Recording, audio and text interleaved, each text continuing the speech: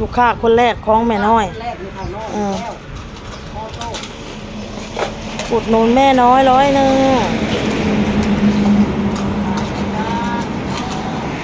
เอาน้ำเป๊ปซี่เอาเป๊ปซี่หมอนี่ลูกค้าคนแรกพี่น้องเลยนี่เล่นว่านนี่แล้วนี่เล่นโว้ว่ะโว้โอ้ยโอ้โตสนับสนุนเพื่อสปอนเซอร์ใหญ่ให้สปอนเซอร์ใหญ่ได้เลยนั่นมันดอกบ้าตุ๊ก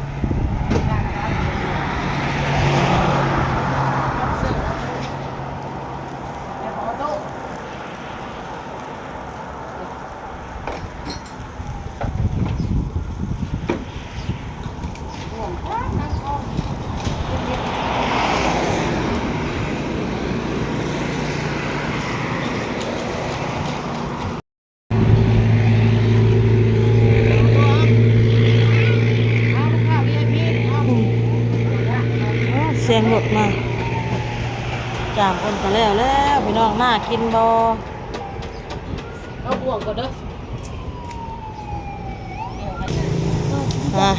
น้องบอลมาอยากอันนี้ป่ะน้องบอลอยากอันนี้เดี๋ยวสิเอาออกสู่ลูกกินน้ำเอาไข่ลูกแม่น้อยน้ำสบายดีพี่น้องมัสกูสุคนเด้อวันนี้ก็ออกมาขายเครื่องซื้อเก้าสบายดีพี่น้อง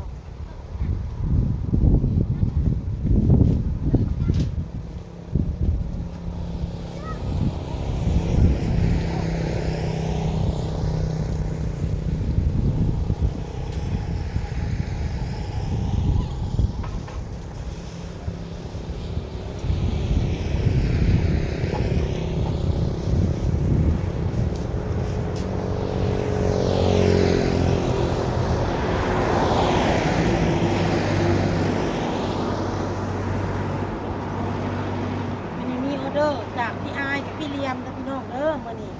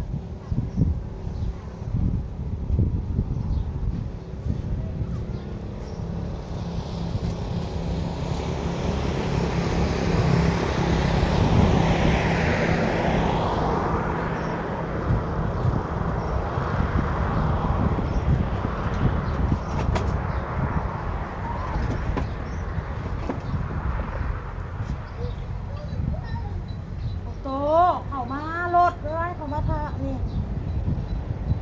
เอาโต้กระดื้อ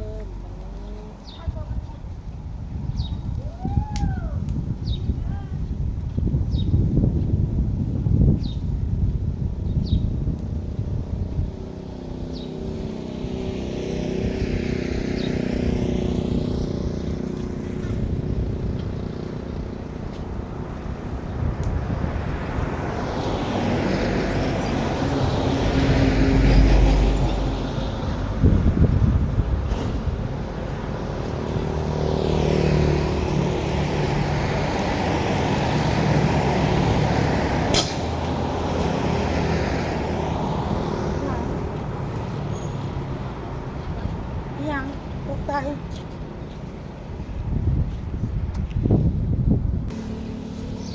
ักเสียงอีหยังตกใจเลยพี่น้องกินนี่นะเนาะคือแบบมาห่อแล้วก็จูดอันบังกะโพกอีหยังนี่แหละตกใจ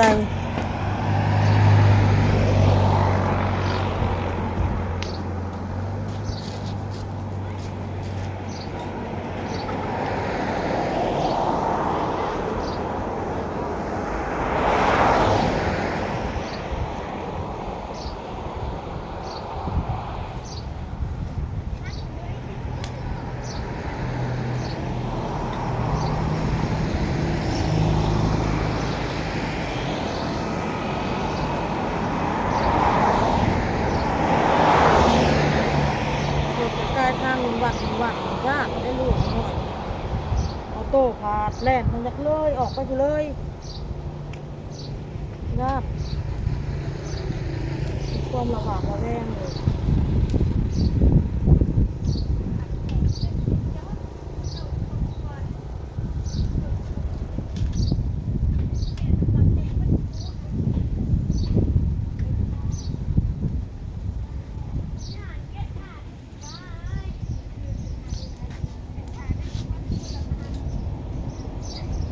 เมืองนอกก็เลย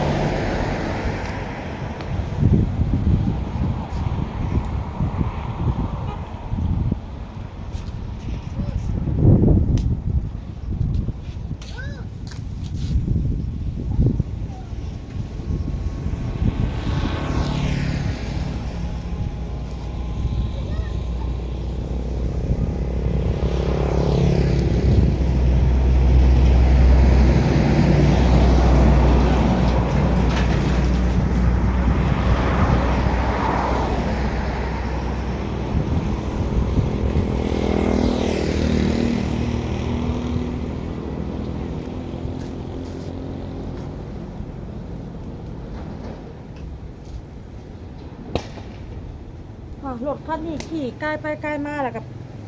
แตกอยู่ปักอยู่แม่นยังมาที่เราเนาะขี่ไปแล้วก็เสียงดังปักคล้ายๆก็จุดบังกะโพกขี่มาแล้วก็ดังปัก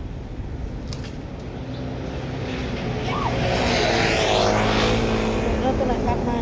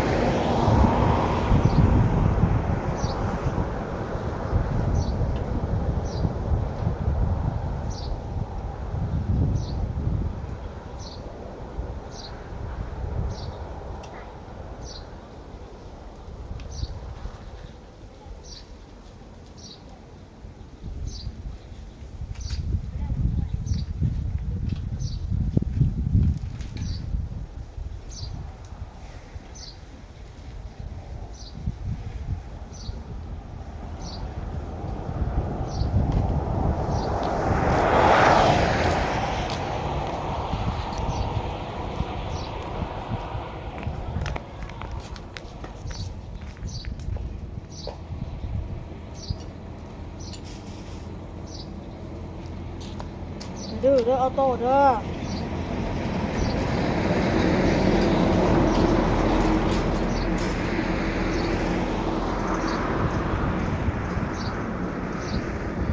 ทำกายไปมาเสียงกระสีน้องๆเด้อพี่น้องเลย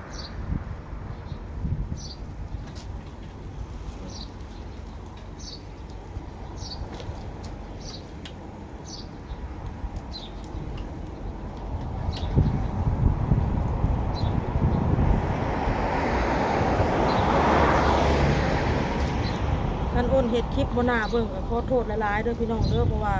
เวลาอ้นเห็ดคลิปมันก็สิมีเสียงหลุดกายนะอยากเอฟซีน้องเสียงหลุดเสียงลา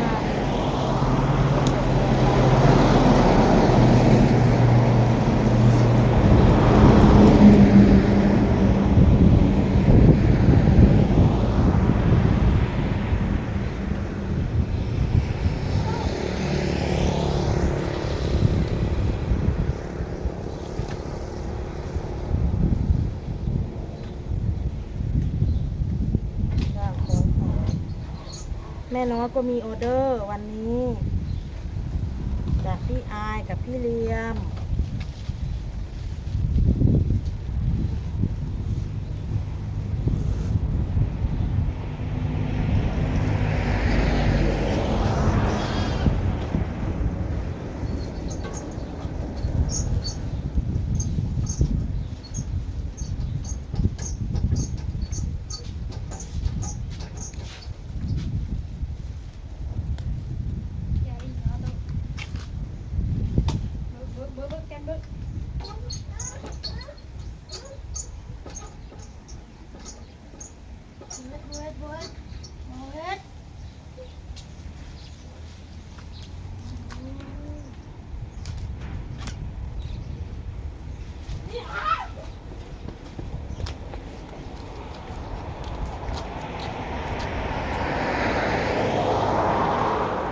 ไปกับแม่ไปแล้วเราขอแล้ว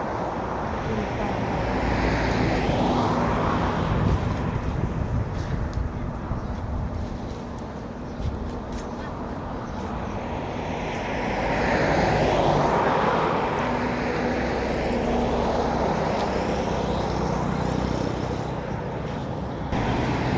มื่อนี้มีออเดอร์ได้มื่อนี้ได้ ออเดอร์บ่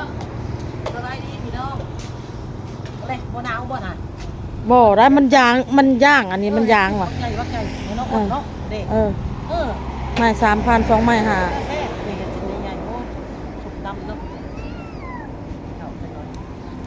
สวยๆเลยออเดอร์แน่ๆไปแน่ออเดอร์นั่นก็มาดู ออเดอร์จากคุณพี่เลียม200 บาท 200 บาทขอบคุณหลายๆนะจ้าคุณเลี้ยมขอบคุณหลายๆให้ร่ำให้รวยคุณคำนำชูเนาะคนเนาะ แล้วก็จากพี่อาย พี่อ้ายกัน พี่อาย100ขอบคุณเด้อพี่อ้ายเด้อให้ร่ำให้รวยคือการให้โชคให้มาน อุดหนุน100เล่าให้ ไผแน่ ให้เจ้าไผ50 บาท เอาน้ เท่านะ ำพี่อายหั่นแหละ แต่ว่าเราเอา100 โอเค และเอาน้ำจอก1ให้พ่อเฒ่าเมื่อคืนนี้ โอเค และเอา ไข่ลูก กายน่ะเอาไข่ลูกแต่เราให้เฮาแบ่งไว้กินน้ โอเค ำ100ให้เฮาแบ่งไว้ให้ลูกกินน้ำบ่ให้พ่อเฒ่าเมิดเพิ่นว่าพี่อายเพิ่นว่า ได้ และเพราะว่ามีของเฮาน้ำเด้ของเฮานี่50 บาทละเว้า โอเคเดือน เอาไปให้พ่อ เดี๋ยว นะ ก่อนสิไปส่งให้ เออ เด้ เจ้าเป็นคนเอาไปเด้อ เอาไปดอก เอาแลคุณพี่เลี้ยมค่ะ200อ่ะจะเอาไปแจกไผก็เอาไปเราอุดหนุนเฮากับ200สิอ้นสิเอาไปให้ไผก็เอาไปพี่เลี้ยมเพิ่นว่า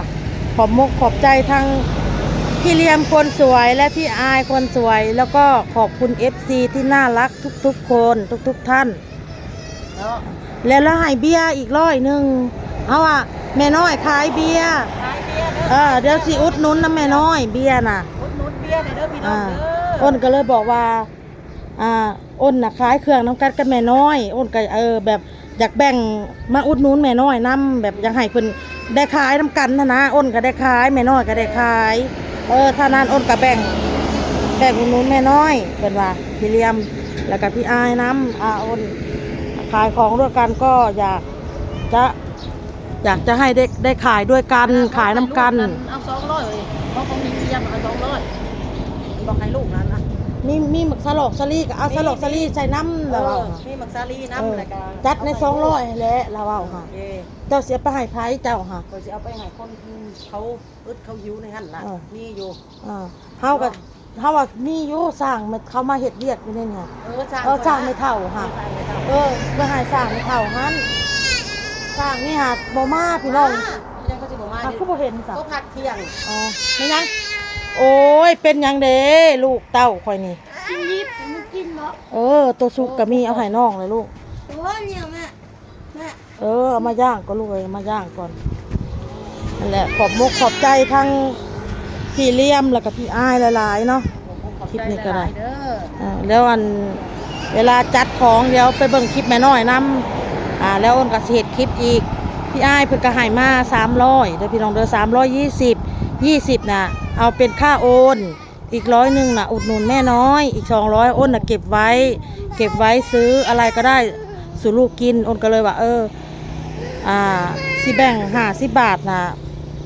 ไปอันให้พ่อเฒ่าที่ไม่ให้แม่น้อยเพิ่นแม่น้อยเพิ่นสิเฮ็ดคลิปพี่น้องตื่มกันกับแม่น้อย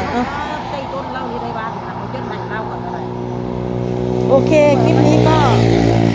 ลาไปก่อนเด้อพ่อกันคลิปหน้า บ๊ายบาย คุณละลา เอาลูกขับไปไหนลูกไป